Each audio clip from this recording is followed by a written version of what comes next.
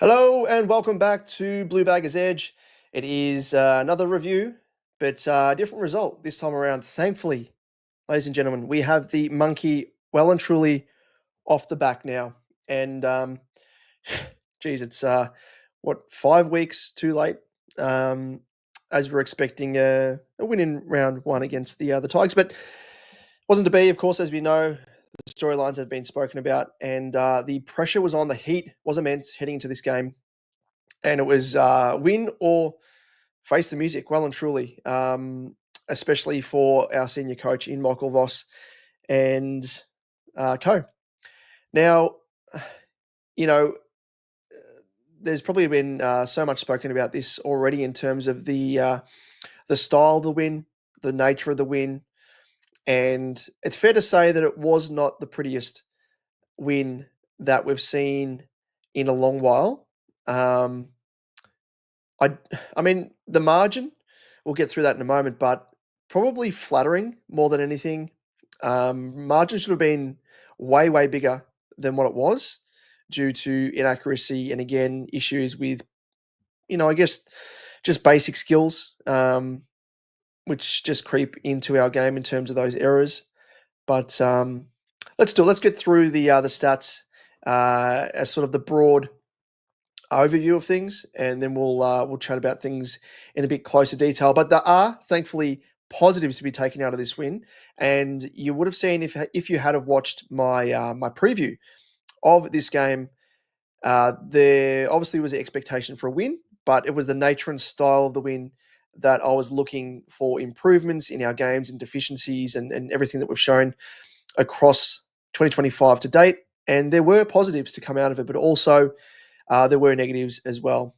So let us get into, I guess, as I said, the stats side of things and a breakdown of the win itself. So let me just bring it up on screen now.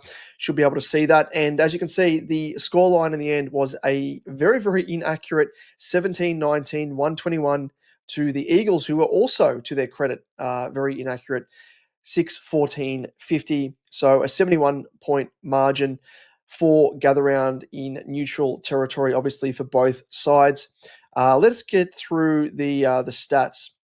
Now, I think the Eagles set a record low in terms of the number of what was it? It was, I think, contested possessions. Let me just skip a couple of things here because it was where are we? Yeah, 77, which was I think the club's low in their history, which is pretty crazy, especially considering that their average for 2025, which I think does include the 77, so obviously would have been higher coming into this round, but 108.2, and they only had 77. So that probably speaks to the lack of quality that we were facing in terms of an opponent.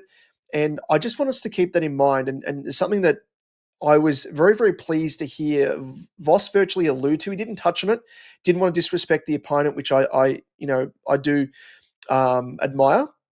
But the thing is here that we played a team and we trounced a team by 71 points that is arguably the worst in the competition by far and away, by a big margin.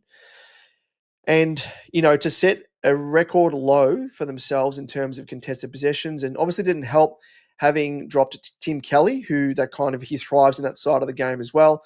But they wanted to, make an example of a senior player that perhaps wasn't there pulling their weight. And, you know, it was a good win in terms of the margin, yes, but you need to really look beneath the surface. And I made a tweet, and I will grab it up. I don't know if I can get it on screen here, but I made a tweet just in terms of the context that, yes, it was great to see us get a win, but really we need to have a bit of perspective in terms of the style of win. So I virtually said it was good to get the monkey. I'm just reading about the tweet here. I said it was good to get the monkey off the back, but the perspective is it was against the worst side of the competition. Expectations lowered? No, just because, we're facing, a side that is rebuilding, that is going through their own struggles. I think, we've got to hold it in that context there. Expectations are still high, no matter who we're facing. And I mentioned that there is a lot to work on and need to build upon this against better sides, obviously. And that's when it will truly count for something. Go Baggers. So that's virtually what I said. And there was a reply from someone saying that they were kind of comparing it to GWS, who ended up beating the Eagles by around about 80 points. But really, I mean, if that's their benchmark, that's their benchmark. But again, you can't just look at margins and be like, oh yeah, it's a great win, because it's the style of win that really dictates things. Because if we were to play this style of game against, again, the top tier teams in Brisbane, maybe even Collingwood, which pains me to say, but are in great form, we would probably not come away with a win. And that's what you've got to kind of hold it in perspective with, and have a little bit of context around the win. And Voss, as I said, he kind of alluded to it. He, for the first time, didn't really smile. He said that he was virtually, not satisfied with the way that we performed, the way that we came away with the win. And it was a really raw response, I thought. And it's something that I've been really looking for from Voss. It was honest and, without going into great detail, which he didn't really need to, kind of, it's like a picture tells 1,000 words. This was kind of it. Without saying it all, he virtually spoke to, I guess, the side not meeting expectations, which is good to see. We'll just go through the some of the comments and stuff that are rolling through, and do appreciate your thoughts as well. So continue doing so, and we will have them up on screen. So I've just lost my bloody screen here because I've got a million windows open, so I do apologise. Where are we? There we go. I've got a few comments coming through, so apologies. Albert, we have first up. Good to have you joining us, mate. A win is a win. It's virtually it. It is. At this stage of the game, it was good to just breathe a sigh of relief, and the weight that was kind of mounting on all of our collective shoulders as supporters, no doubt the club, the coaches, the players themselves, but just to get a win, it feels so good. So that was good to see. Pommy, legend as he always is. Good to see you joining us, mate. Hopefully you had a very nice watch along. I was watching with my wife, and I wasn't able to head along to Gather Round. I was keen to go this season, but we were, we're both equally as hardcore baggers, and we just did that. We just breathed a sigh of relief. Jay, good to have you joining us, mate, as always. Hopefully you're well. Pommy, you've said there's probably too kind. Worst in the comp, might be worst of all time. Couldn't believe all the loose pickups in defensive 50. Yeah, we'll get to that, mate. In terms of the stats, do wonder if Reid, Allen, and co are affecting team ethos at the Eagles. It seems to divide. That's a really good point, Pommy. That's a really good point, and I think, the likes of Footy Classified and all those shows kind of have touched on it with regards to kind of pinpointing Reid. But as talented as he is, and you hate to say it, but there's kind of a bit of a generational thing here, I think, that kind of creeps into it. You can't use a blanket term here, but I do think that we have seen talented players come through the ranks, and they, tend to have a little bit of swagger, which is good, confidence, which is good. But I think there's kind of a difference between overconfidence and being confident in your ability and keeping level-headed. And I do think, the behavioural issue, I'm not going to call, I've just called them issues, but they have been cropping up as issues with regards to Reid giving the finger, kind of acting like a little bit of a spoilt brat at times, I guess, for lack of a better term. And then, as you've mentioned there, Alan meeting with Hawthorn, all that sort of stuff surely creates disunity, disharmony, whatever you want to call it, in the ranks. And it's probably no surprise that the Eagles have just fallen in a heap. And, they have been going through their on-field struggles anyway, in terms of, trying to blood the youth as much as they can. But just in that perspective as well, like you've mentioned to us there, that in terms of them being worse than the comp, it's probably worst of all time for the Eagles. That's probably spot on because of what they're going through both on-field and off-field. And I think, we talk about and we do critique the, I guess, chemistry between our players and, is there disharmony off-field? Is there, and we've spoken about it, and there's no use sort of dancing around the issue with regards to there being a misalignment, I think, in terms of not being fully focused on, the footy side of things, and, Carlton being such a big club, generating profit, dollar signs, sometimes seems as though that comes before winning premierships and flags and everything else. And we always take the piss out of it, but it is a definitely an issue, and that's kind of an aspect of what we're kind of having to deal with ourselves. But yeah, it's just I'm thankful in this context, comparing it to the Eagles, that we haven't had those issues where there's disharmony between players, and I think there probably is.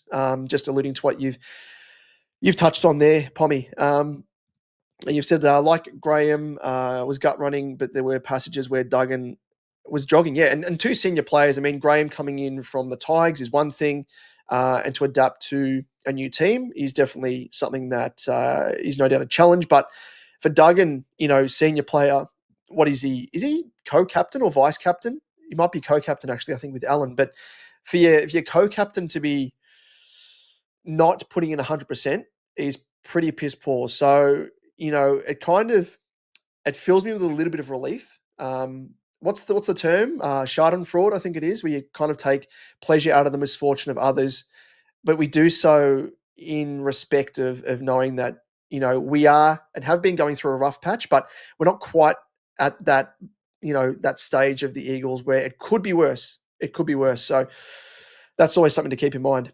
Jay, for a team like West Coast, they walked it out of our defense so easily. How many times did they go coast to coast?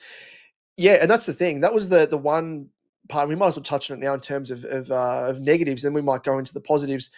That was the one thing that I thought was really piss poor. And I think on the whole, we all probably were disappointed in that. But against a side like West Coast, who are filled with youngsters and probably in terms of efficiency, disposal, pinpoint passing, all that sort of stuff, all we needed to do really is just put pressure on them, and they would make a turnover. And the fact that we weren't putting pressure on West Coast players as they were transitioning from defence is just inexcusable. And even the commentators were saying as well that it was like both sides were going coast to coast, and it's like, where's the defense? Where's the defense? It was like all out attack, which, for the neutral fan, it's like, oh yeah, this is good. Like, it's high scoring, all that sort of stuff. But as we know, in modern day footy, you need to create and strike a balance between attack and defense. And like I alluded to at the top of this video, that if we were to do that against a really good team in Brisbane, for example, we would get cut to ribbons. And all they would need to do is just put some pressure on and have a half decent defense, and not allow us to waltz out of our defense in that sense. There, we would be literally on the ropes. So again, alluding to just perspective and the style of play that we played, yes, we got a 71-point win, but it was not good enough. And this sort of stuff is just so worrying, that our defense was really a sieve. It's just it was one of the parts of the game that, as it went on, I know we've been poor in this respect across the season, but this was like really bad. Really bad. So I don't know. Maybe was it like an overcorrection thing? Surely not. In terms of the way that we trained through the week, it was really perplexing. Albert, game not at an intensity of our previous games by a mile, and that speaks to it as well. The fact that we came away with a 71-point win and we lacked that intensity. That it was probably the intensity we didn't really have against Richmond at stages. I think in the second half against them, that it's just that Richmond were that poor that they kind of just were disinterested, really. Pommy, generally concerned for the Eagles, legit feel there's some disconnect. They were burning Reed, screamed of Horn Francis, yeah. And when you see that as well, it's kind of, you can read between the lines there that his teammates don't respect his style of play. And you hate to say it, but there are moments there with Reed in his game where he's not selfless. I don't like calling players selfish, but because that kind of implies that he's selfish 100% of the time, I think. But he does have, more often than not, less selfless acts, less team orientated acts, I think, is probably a better way to say it. And yeah, his teammates not giving him the ball off the back of that, it's like, yeah, craziness. Jack, how are you, mate? Good to see you online as always, mate. Hopefully you're well. And just on the Supercoach side of things, mate, hopefully you're going well, because we do normally see you on our main channel, which is Supercoach Edge, of course. So hopefully you are well. And it was great to get a win, 100%. Pommy, there were passages where Graham is steaming after players and Duggan and co were jogging. Feels the team losing faith in each other. Yeah, you do feel for him, because when it comes to chemistry and, I guess relationships with between teammates, eroding, that's a long way back, and it's almost at a point where you need to start potentially trading players out that are, causing that disharmony. And maybe it's Reed, maybe, but by all reports they're offering him big money and long contracts. Brian says, "Hey, Pomps and Kilda look like 18 Dennis the Menaces today." Yeah, St Kilda, Jesus. We might touch on TDK, and I might even throw it to you, because I'll go through the rest of these stats as well, just to sort of pinpoint where we were deficient and other areas that we were quite strong in. Just in terms of TDK, and I know it's a case of the media just trying to stay relevant and make up a bit of a narrative here with regards to the contract talks are being put on hold. Like, of course they'll be put on hold. I think both teams in Carlton and St Kilda have tabled their offers, and there's not really much more that can be done apart from on-field wins and TDK being given the number one ruck role, which I think he probably wants. And I think off the back of that as well, that if he goes to St Kilda, he's going to have to share the ruck, surely, with Marshall, like what they did with Paddy Ryder and Marshall.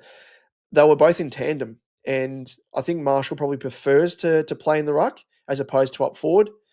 And if TDK wants to be a sole ruck and excel in that position, this is talking without any bias or anything.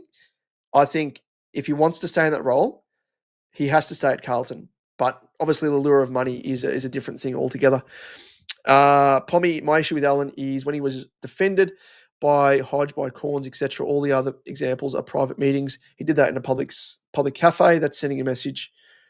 Yeah, and I do wonder as well, like, surely you're not that thick to know that you're going to be seen by the general public, who then take photos, and it gets filtered through to the media, and it gets blown to smithereens in terms of the coverage that it gets given.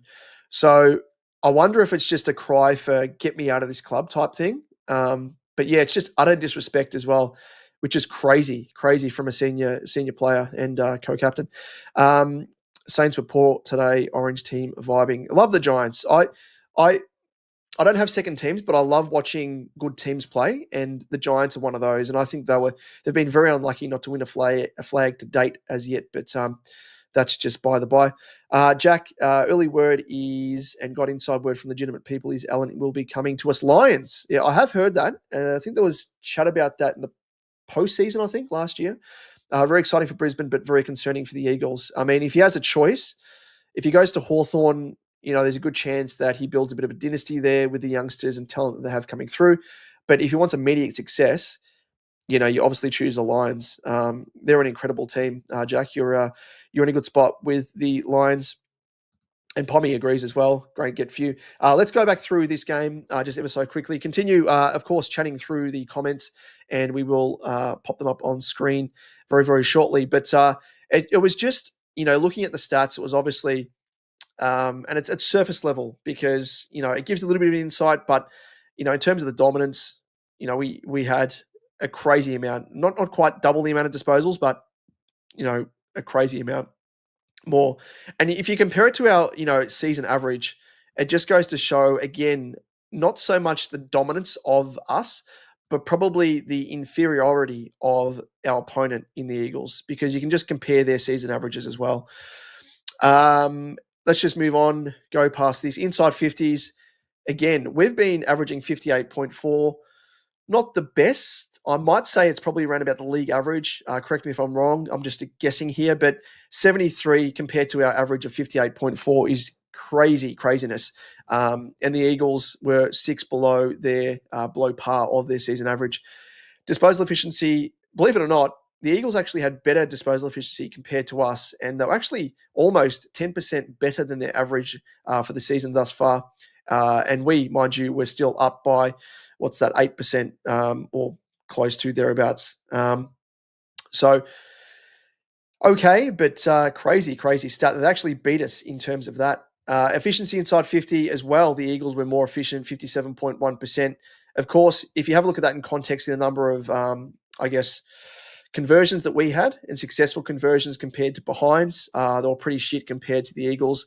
Mind you, of course, they had 20 scoring shots, and 8 of those were behinds as well. So not the best, but just reading it in context of that. Free kicks, by the by, who cares? Stoppages, hit-outs, to their credit, they actually did okay. BJ Williams, 32, they actually beat us there, 6 more than us. Clearances. Now, this is where the big deficiency comes into it. And I spoke about it in the preview.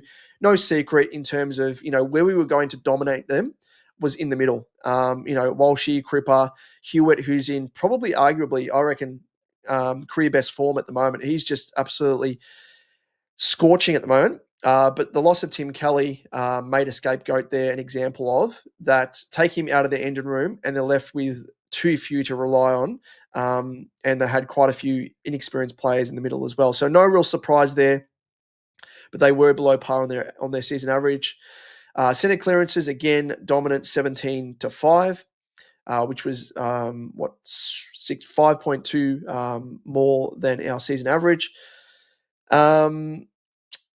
Stoppage clearances, 23-13. We were actually below our season average. Possession-wise, again, we spoke about this. We almost doubled their contested possession count, which is just craziness. But again, inexperience in the middle for the Eagles really did hurt. Uncontested possessions. And I think as well that if we didn't have this discrepancy here, I think it would probably speak more to how poor we are traveling. So at least we can hang our hat on that. So that was a positive to come out of it. Uncontested possessions, no surprise there. Almost 100 more. Turnovers, the Eagles had 9 more than us. And in terms of marking, that probably speaks again to the lack of accountability, lack of pressure that the Eagles were putting on us. We found space and were able to just do what we pleased, really. Marks inside 50, and I reckon a lot of those, I'd like to see a breakdown of the 87 marks that the Eagles had and how many of those were coming out of defense, where they went coast to coast. Marks inside 50, 23-12. Again, big, that was more than double on our season average, and speaks to probably, again, the lack of quality opponent that we were facing. They weren't putting pressure on. I mean, there was it Cripper when he marked virtually just outside the square, the goal square, and there was no one on the mark, and guys just looking at each other. Cripper played on, kicked a goal. Like that there is underlying how bad the Eagles are going, unfortunately, with all due respect, because we've been in a bad patch ourselves. Contested marks, 14-3, which is that's craziness for the Eagles. Scoring-wise, inefficient there. Obviously, 17-19 behinds. The Eagles, 6-14. So they had 20 scoring shots to our 36. Could have been a massive margin had we actually converted truly. Tackles. Now, this humors me, really, and probably speaks to the lack of pressure from both teams. 35 for the match. Our season average is 67.2. I know we probably more often than not had the ball in our hands. So given that, there's less opportunity to really put pressure on, apply tackles, all that sort of stuff. But I don't know. I just don't like that. The fact that they had more tackles. Tackles inside 50, 12 to the Eagles 5, and 1% is quite even. And that is probably that. Let's go back through, and we might speak to the other positives in a moment. We'll go through the player stats, and we'll go through, obviously, the bagger side of things as well. I don't know if they've got player ratings on here. It's probably an easier way to sort things. Do they have, and I don't want to go by AFL Fantasy because it doesn't speak to it really. We'll just go back through the comments because they are piling up. Apologies. Where are we? Pommy, super chuffed, out of form stars, had a day out, but my biggest worry was it would be a do what you always do and take the piss. And in the end, I don't think anything structurally was worked on. Yep, and that's kind of what I spoke about in my preview, Pommy, that my expectations and hopes were working on deficiencies and the holes in our structures, because as we've seen across the season to date, is we've had a real issue with trying to keep our structure, and as the game's gone on, it's got worse and worse, and probably part of the reason why we've fallen a heap in the second half, and I don't know what it is, can't pinpoint it. Work rate obviously has dropped off the back of that in second halves, but is it a lack of fitness? Is it coaching? Is it structurally not having a plan B, so on and so forth? But yeah, it wasn't quite up to scratch, was it? It wasn't. Um, Brian, yes, you make a good point. There was a bit warm to be running around. It was. I think they tacked on an extra 2-3 minutes during the breaks, but I don't want to use that as an excuse, because if you look at the weather across most of the weekend, other teams were playing in similar, if not the same, conditions as well, and they were still able to run out games, apply pressure, all that sort of stuff. So, just in that respect, yeah, I don't want to use that as an excuse. Pommy, don't think we spread it all, just overloaded because they didn't want to tackle, like nearly 200 more disposals, but just 11 tackles difference. Yep, exactly right. You've spoken to what I just touched on there with regards to the tackle differential. And yes, even though we had the ball in our hands more often than not, um, it was it was still pretty shit to see that we weren't applying the number of tackles. And you could see it. I mean, there's applying tackles and there's actually applying pressure. You can corral a player. You can, you know, cause stoppages. I mean, more often than not, it's like, putting pressure on a player, then which leads to a tackle, a turnover, free kick, getting your hands on the ball, whether it be turnover or causing a stoppage. And it's just like it was it was like doing like the first layer of what's required, and then just like hands off the wheel type stuff. Um, yeah, it speaks volumes, Pommy. Jack, how do you think you'll go against North? I mean, North are I would say they're probably on par with Richmond, I think, at the moment, without disrespecting either side. I think when they can really string together 4 good quarters of footy, they are a team to be reckoned with. I would say probably North's ranked ahead of Richmond. I'd give them a little bit more respect with regards to that. But yeah, I think with the way that we played against the Eagles, if we apply that same mindset, if we apply the same pressure rating, if we allow them to springboard out of their defense, and mind you, they've got a really good defensive unit, as we've seen across the board. They've now got Caleb Daniel in there. They've got Sheezel who can push back, who is one of the best kicks, I think, in the competition. An incredible user of the footy. And they will tear us to shreds. They will. They kind of had us on the ropes in our previous encounter against North, and it was only when we snapped ourselves back in to the mindset of, oh shit, like they're challenging us. Like I think they actually took the lead in our previous game, and we finally got back on top and got the win. But yeah, it's concerning, I think, because it might deliver a dose of perspective for those supporters that may be a surface level, being like, "Oh, 71 points, that's good." But really, it wasn't good. Again, positives, we will speak about them in a moment, but probably, yeah, if we were going to be positive about things, with the way that the Eagles played, we probably should have beaten them by well over 100 points if we were fair income and if we were at the top of our game. Brian, you've said our good team don't do more than necessary. Jay, I was surprised we didn't work on any of our structures while we had the chance against a lower team, and that's kind of that's what I said heading into the Richmond game. What my hopes were. I obviously thought we were going to get a win against Richmond, but I thought that was a good opportunity to work on deficiencies that we saw in the preseason, especially against the Saints in that practice game. I know it's a practice game, but structurally we were losing our shape even then, and you know it's something that we definitely should have worked on and rectified, or at least shown signs of rectifying against the Eagles. And I, I, I yeah, It causes me worry still, even though we got the victory. Just speaking about it, Brian is may not coming to Carlton. I think he's been linked with North Melbourne. In all honesty, um, which would be a good get for them. And Pommy has said no chance, no chance at all. Albert, stupid is what stupid does, and that sounds like Alan. I'm a Toby fan myself. That being Toby Green, I imagine he's an incredible talent. Pommy and Oz, 52.8 inside 50s is AFL average, so paints the picture. There you go. Was I thereabouts? 52.8 inside 50s. So what do we get? Inside 50s, not marks inside 50s. I went past it, didn't I? There you go, 58.4 we've had. So thank you, Pommy. Albert, sorry, I'm way behind on the comments here. Eagles did have some really good passages of play and ball movement efficiency, yes. And you can see it on screen there, the disposal efficiency, the way that they moved the ball at stages actually was pretty good for considering they are filled with younger talent that he's developing. Jay, I thought TDK was, he was. He lowered his colours, I think. Again, he got beaten in the ruck. Probably one of those games that if you're going to have a poor game, yes, do it against a lesser opponent, because otherwise, we would have been shown up a fair bit more, especially with a half decent end and room of, say, Brisbane. I keep using them as an example. Albert, Jay, he looked a bit banged up and maybe not 100%.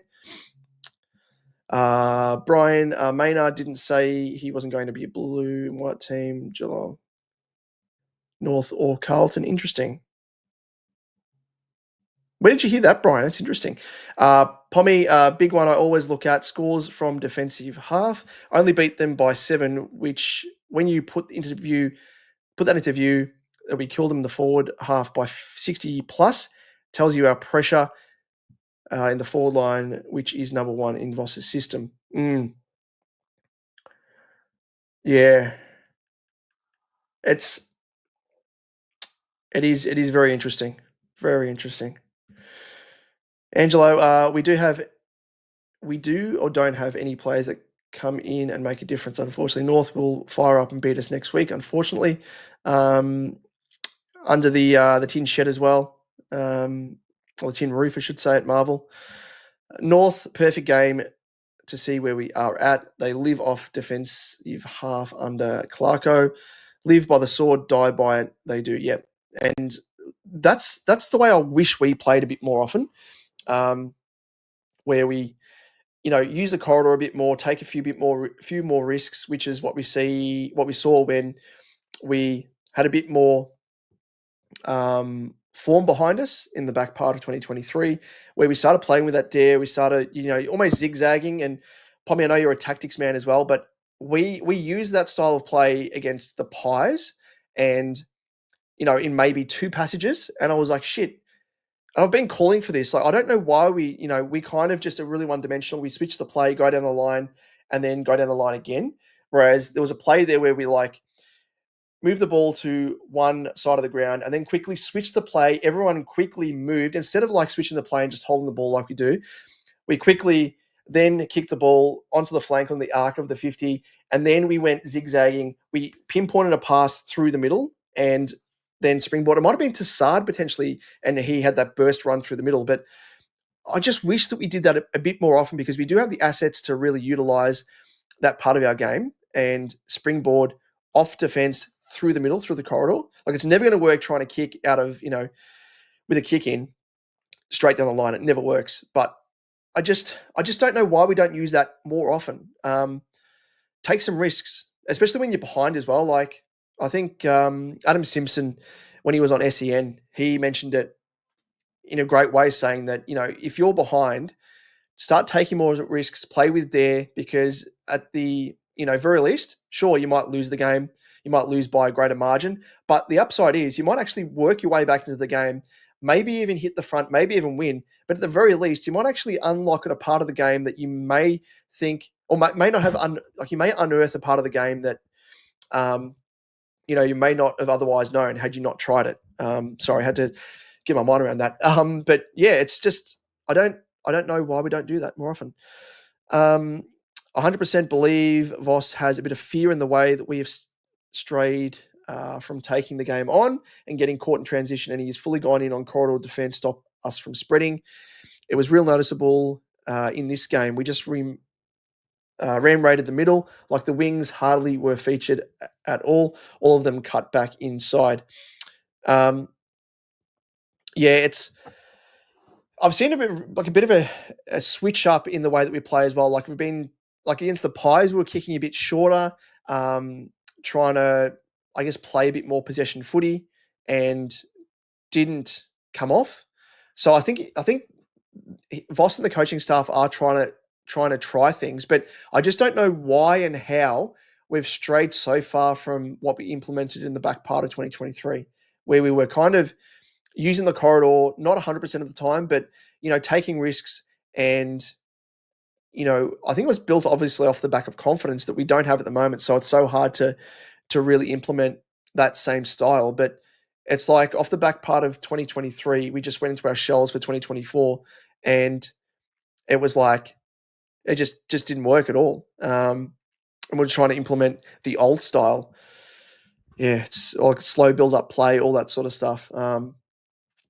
Let's talk about the positives because I have to wrap this up very, very shortly. Apologies, ladies and gents. We might cover off on this with regards to the preview of the North Melbourne game a bit in a bit greater detail. But I do have engagements that I do have to attend. Let's go through some of the. We've spoken enough about the, I guess the shortfalls, which again, ball movement not good enough, defensive transition. We weren't locking things down enough, and we weren't, I guess, playing to our full abilities, as we know.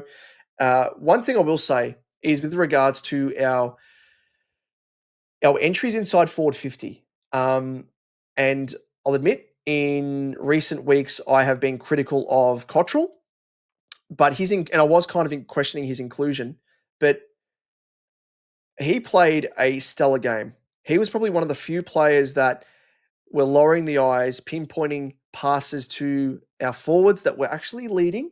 Incredible. And not just bombing it, like to the square. We were actually kicking it to players on leads and had a bit more time up our sleeves, I think, and had the confidence in ourselves to be like, okay, we'll lower the eyes and we'll try and hit up our forwards. So really, really good to see, and probably one of the better games from Cottrell himself in recent times, anyway.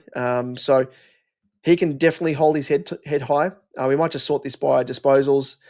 Hewitt, as I said, he's probably in career best form, or at least the time that he's been in navy blue. An incredible, incredible player.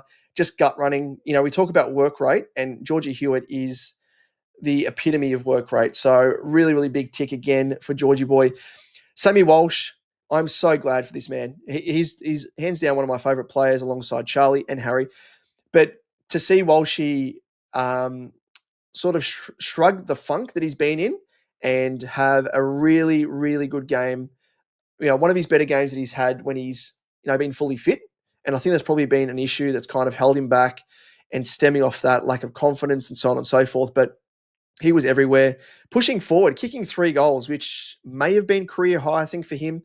Is he someone that, probably one of the big knocks I think I've got on Walsh's game is he doesn't go forward and kick enough goals. If you want to be a premier midfielder in the competition, you look across the board, guys that have won Brownlows in the past, even Cripper, recent times, he's upped the number of goals he's kicked per season. Lachie Neale's another one. You can think all the way back to Ollie Wines, Dane Swan, guys that have been, noticeable and have been impactful, have kicked goals and drifted forward. So I really want to see Walshy continue this part of his game because he's a great kick. When he has time up his sleeve, he's a great kick. And I know he has those deficiencies in his game where, I think maybe he drops his head a little if he doesn't pinpoint a pass to 100% efficiency. But really great to see from Walshy, an incredible game by him. Ches, his start to the season, I think he's probably one player, much like Georgie boy, who can hold his head high. He's been very, very consistent. And I'm just glad to see, knock on wood, that when he's back in full fitness, he can hit those heights that he has in seasons prior. Sardi, decent game from him, run and carry, all that sort of stuff. We'd love to see it. We'd love to see it, but I'd love to see a bit more of that attacking style. And it probably speaks to what you were saying, Pommy, um, in so much as we're playing a bit too defensively at stages, not using the corridor correctly, or using the corridor incorrectly at various stages, not picking our moments. But love that from Sardi. Now, Gov, I was asking, and many people were asking for his, I guess, omission from the team, and I will be the first to admit, and I am always first to admit when I am incorrect and I've been proven wrong. Gav, you have proven me wrong, mate, because he played probably his best game all season, hands down. He was going back with the flight. I mean, he spoiled a ball that he almost landed on his head, which you never want to see. But Gav, just courage, confidence, and just stability in his game that's been lacking for a little while. So I really love to see that, Gov. So he's been a very big tick and repaid the faith of Vossi and co that wanted to give him another chance, another crack to really prove himself. So good to see. Just got to continue on with that, Gov, because we do it 1 week and then we don't do it the next. Why even bother? Cripper, kicked 3 goals, 3. Could he be a genuine option up forward? I mean, with now Kempe going down for the season, we're going to have to restructure things. Does it mean that Sauce gets put forward permanently? Lewis Young's obviously the first that comes to mind in terms of a replacement, and probably will get first crack at it. But I spoke to just before when I was speaking about Walshy, the ability of Cripper to up his averages in terms of the number of goals he's kicking. I think this is an opportunity to swing him forward. Instead of swinging Cripper into the ruck, I'd much prefer to see, if Lewis Young is playing, have Lewis Young in the ruck and push Cripper forward, because his ability at contested marking is really an underrated skill. And, I think he's got that attacking nous to him. So love to see that. Doc, thereabouts game from him again. Wouldn't say it was a standout game, but it's something to build on. Mandy Cottrell, spoke about him, an incredible game from him. Can we see the, where are we, in terms of his score involvements? Where are we? Score involvements, we'll sort it by that. So we had 9, and this probably speaks to those guys that I touched on already as well, like Ches, Cripper, Walsh, Hewitt, no surprise there. All really top of their game there, so great to see. Jesse Motlop, in the preview video, I questioned Voss and the coaching staff as to why we've brought in another small forward. We've already got Fogarty, Motters, we got Whitey, and I'm forgetting someone. Here. Motters, White. Where are we? The lineups. I'm forgetting someone. Fogg, White, Motlop, and Durden. Of course, Durden. Jesus. I'm about to speak to him and how good his game was. I just don't know why we're playing with so many small forwards. And if it were me, I probably would have given Jesse a bit of a spell. Has played an okay game here and there. Like against the Hawks, he was okay, but hasn't had that consistency to his game. And there were moments there where he wasn't applying the level of pressure, I think, that as a small forward, you should be expected to apply. He was just kind of ball watching at various stages. And, if we had players like him applying pressure and really honing that craft in their game, we wouldn't need to bring in, or play 4 small forwards. We wouldn't need to bring in the likes of a Frankie Evans, fresh off a delisting from, his second team. We wouldn't have to play an Orazio Fantasia to really expose our lack of depth.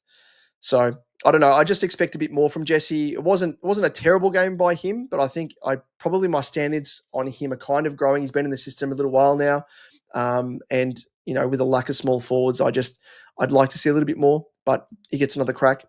Will White, he's had so many shots on goal and hasn't converted, but luckily he was able to get the monkey off the back individually there from him, kick a goal, and I really liked his style of play.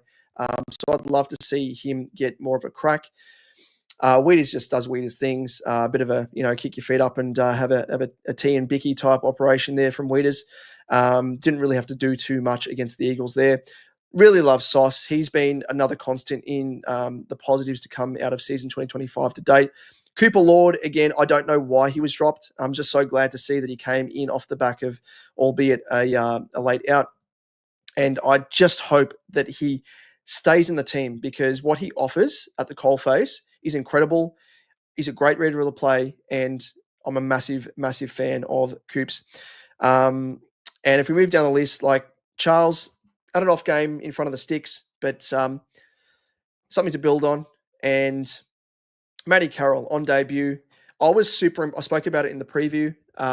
Super impressed with Kaz against the Saints in the preseason. It looked to me in that game, I'd never watched him live, but he did impress me in terms of his positioning, his kicking more often than not. He kicked with confidence of a player that's been in the system for multiple seasons. Had a couple of nice kicks there. Granted, there were a couple that missed the mark, but you're going to get that from a debutant, and I want to see him continue in this role. And probably helps as well. I mean, to take positives out of a negative in terms of Kempy being done for the year, it perhaps now allows Carroll to have a bit of an extended run at it, and we might push Sauce forward, maybe. If we keep, obviously Gov in defence, can Carroll play that third defensive tall role? Maybe, and I hope to see that continue. Corey Durden, now, I'm a massive fan. I reckon he's underrated. I know he's kind of a little bit of a whipping boy amongst the supporters, but it was this game last year against the Eagles where he really impressed me. He was kind of playing as more of a high half forward in that game, and obviously injured his shoulder, I think it was, and then had his season cut short. But a really, really good game again from Durds. Capitalized and played really a pure small forward role. Played with smarts as well. There was numerous occasions there where he didn't fly for the ball, much like we see, Jesse do in some games. He stayed on the ground, back of the pack, ball spilled to him, snapped around the corner, got a goal. It was almost too easy. I mean, obviously playing the Eagles, but I really do hope this builds confidence in his game. All he needs is a solid run at it. And I do think he can be our answer for our small forward issues. More so than Jesse. Apologies, Jesse, but I just think from what I've seen from Dirts in snapshots, fills me with a little bit more confidence in terms of being that attacking pure small forward. So great to see there. Really, really terrible with Kempy. Having already done his ACL in his junior year, he knows what it's like having to sit out a season. And, an Achilles is a terrible, terrible injury to come back from. So really all the very best to Kempy. And, hope he can come back bigger and stronger. Harry get concussed as well, opening stages. Could have kicked his first goal in the opening stages of the game. Wasn't to be. And he's dealt with, I think this might be his third or fourth concussion in recent seasons. Never like to see it, and really hope that he can come back and have a bit of a, clean, run at things, really. I was so excited to see both Harry and Charlie alongside each other again, so we can work on that structure side of things. I spoke about it in the preview with regards to, the way that Adelaide moved the ball. And the way that they utilize their three-pronged tall forward setup, they make it look so easy. Make it look so easy, and we just struggle week after week when we have these guys playing at the same time. But really, really, those are some really nice positives to take out of it individually. But as you alluded to there, Pommy throughout structurally, we struggle a fair bit again. Jay said, just ask you a question, Pommy. He's saying Vossi wants us to use the corridor more. We look to protect it more than we look to attack it. Yep. If you remember, 2024 sides ironically narrow the ground and shorten up by pressing up. So where most win contest, they get out wide. We go contest wide, then back in to protect it from a turnover. Why the stat of us being number one AFL for stoppage movement? It ironically is why we are get the most touches to an inside 50 and shots from low percentage ranges. And we saw that as well. Like I touched on that last year, Pommy, where we had those scoring issues, and it was because we were kind of kicking to low percentage areas of our forward 50 where the chance of conversion was quite low. We were hugging the boundary, we were hugging the pockets, and playing ultra safe. And hence the reason why we were kicking more behinds than goals. Brian says, I'll admit I was stuck by Gov. Issue I feel for him is now we have the Mackay Kerno issue down back, or young weeders. Now Haynes and Gov have to fight it in the same area of space. For me, it is one or the other, not both. Ironic that Haynes at GWS did not play due to the development of the interceptors there, affected Taylor majorly down back as he plays loose. Thank you for the update there, Jay. But that's the other reason I want to wrap up this stream as well, so we can go and watch that game. But good to see, just quietly, Hawks getting smashed. But all very good points there by everyone there, and especially to yourself, Pommy. I really do appreciate and really value your insights as well, because I know you're a bit of a stats man as well, much like myself, and really does add another layer of analysis to things. And I think, yes, as I said, it was a 71-point win, but there are a hell of a lot of things to work on, and especially structurally, the way we move the ball, the way we set up, so on and so forth. So hopefully we can see improvement there. But going into the North game, we won't preview that as yet, but changes need to be made, obviously, off the back of H getting concussed and Kempe going down with that Achilles. I just wonder what the changes will be. Let us know your thoughts in the comment section as well, as to what changes you expect to see us make, and those changes you expect. So those changes that you'd like to see made, and those changes that you expect to see made. I hope it's not another pressure forward, really.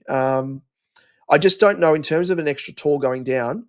Lewis Young is probably the one that is the obvious inclusion off the back of, H. But we've obviously got another tall forward, or key position player, if you want to speak to that, in terms of if you want to swing a Sauce forward or a Gov forward.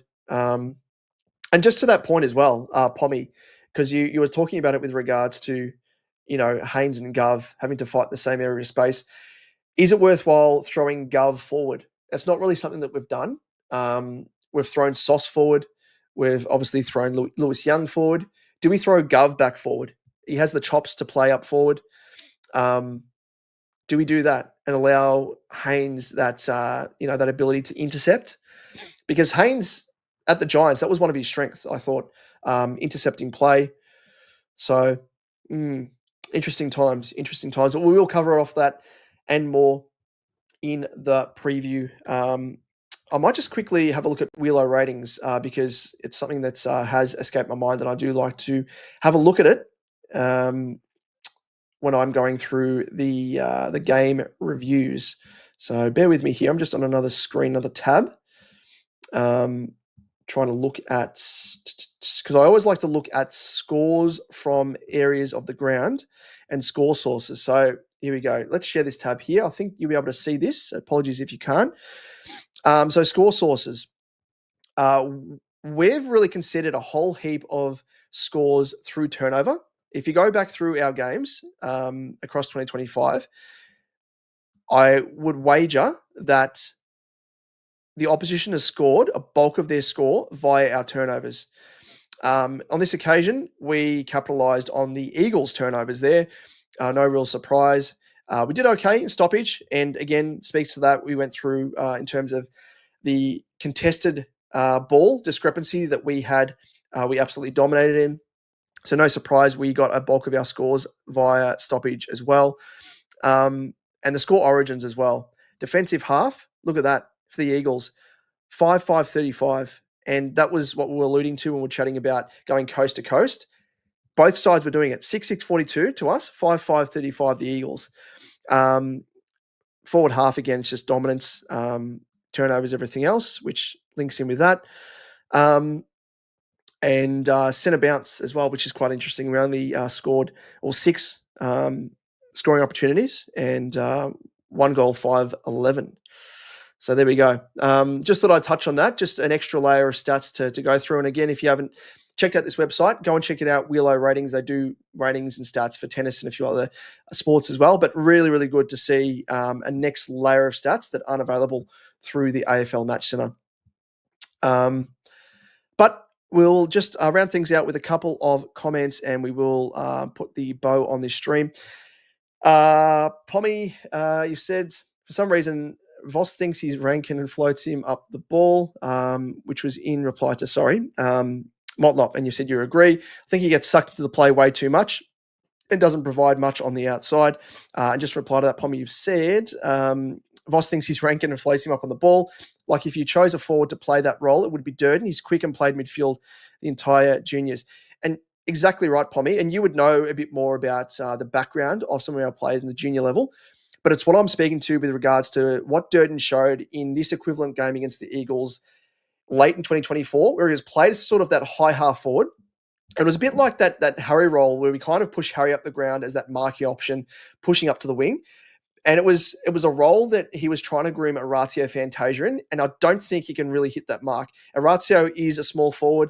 That's his bread and butter. That's his meat and drink, if you want to call it that. Whereas I think Durden, his two-way running is incredible, and it really impressed me. And I'm a bit annoyed that he hasn't been put back into that role again because it was a limited sample size. I know that, but he looked really, really good. And yeah, I mean, if you're going to play a player in that role, as you said, Pommy, give Durds a crack. Lewis Young was doing okay to his credit, but he was kind of just warming the seat for H, but he will get an opportunity to come back in, no doubt. Pommy, you've said in terms of defense setup, Jay Sauce for me makes Wheaties better, locks a defender for mine. I'm baffled how McGovern doesn't even float with the forwards in training. I know exactly, like he and the Martin of Crow's side, far better forward in my opinion. Yeah, I just don't know. Like he's got that string to his bow. He came to us from the Crows, where he was played prominently as a forward in his first year before he was thrown back. And I think because we're at stages we can be quite stacked. We're at a stage now where we need to restructure things off the back of a couple of key injuries. So I'd be surprised if they don't try it, but it seems as though they will persist with the way things are going. Brian looks like V-line timetable. Exactly. Pommy was the Jack Martin of Crows. Pommy and Oz always think that I'm on the V-line too. Traralgon line, Pommy. I'm Melton line, brother. Ballarat line. There you go. Well, thank you, ladies and gents, for tuning in. As always, really do appreciate all of your support. Again, if you haven't subscribed, feel free to do so. No obligations, of course, but always do appreciate all of your support because that's the best way to know, for me anyway, that you are enjoying the content and getting back and having a bit of a discussion with all of you kind Bluebaggers out there. That's the reason why I do the live. So it's great to see a few of you on this evening to do just that. Thank you, Pommy. Thank you, Brian. Just going back through, Angelo, Jay, going all the way back through, Albert. There's a couple of people there that I am missing, so apologies if I am missing anyone. Really do appreciate all of your support. Thank you, Jay, and thank you, Brian. Well, that's it, ladies and gents. Thanks as always. We will be back, of course, with the preview episode ahead of our clash with the Kangaroos on Good Friday, and hopefully we can build upon this win, albeit wasn't the best win. It was a win. We'll take it with another win, back-to-back consecutive wins, which will be a fair while between drinks, I think, won't it? Well, that's it. Thank you as always, ladies and gents. We'll see you in the next one. Lap up that win, really enjoy it, and kick up your feet and go into this coming week with a bit of a smile on your face, knowing that the monkey is well and truly off the back. We'll see you in the next one. All the best, and go Baggers.